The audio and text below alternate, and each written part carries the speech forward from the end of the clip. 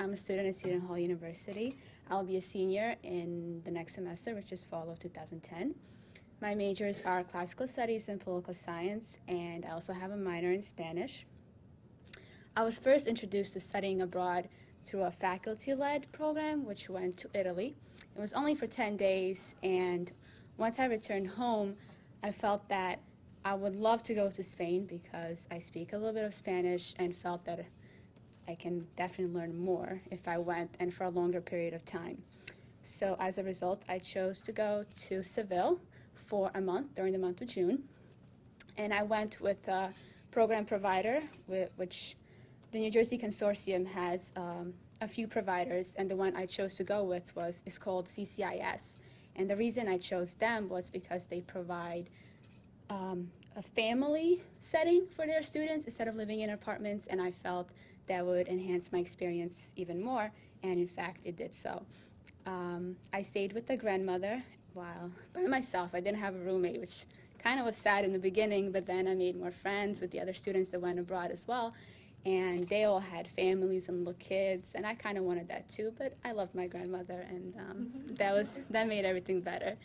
I only went to school in the mornings. We had to take 2 classes, or you can take 1 if you wanted, but I chose 2. One was on the Spanish culture, and one was on the Spanish language.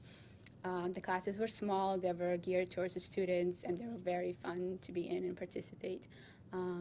Our program providers also took us on weekend excursions. We went to Cordoba for 1 weekend, and the following weekend we went to Cadiz, where we visited a wine, I don't know what they're called, but they make wine there.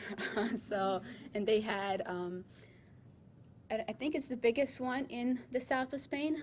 I forget what it's called, I don't remember, but they had the wine barrels in one room in Sherry. Yeah, that one.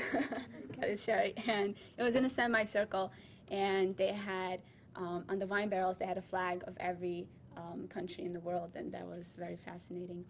And then for another weekend, we had a free weekend. So as a result, some of the kids on the trip, along with myself, decided to visit Portugal, which we did for just a Saturday and a Sunday night. And we had a lot of fun there. It reminded me of Montenegro, where I was born. I was born in Montenegro, which used to be a part of Yugoslavia, and now they're split into Serbia and Montenegro. But I moved to the U.S. in 2001. And I certainly do feel that I am kind of on a study abroad experience here in the U.S. itself.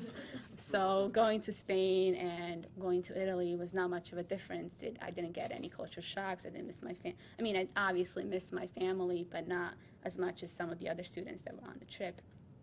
And as a result of my study abroad experience in Spain, I've decided to go visit Greece this coming summer. I'm actually leaving on Wednesday, so I'm a little nervous, but I think I will do okay.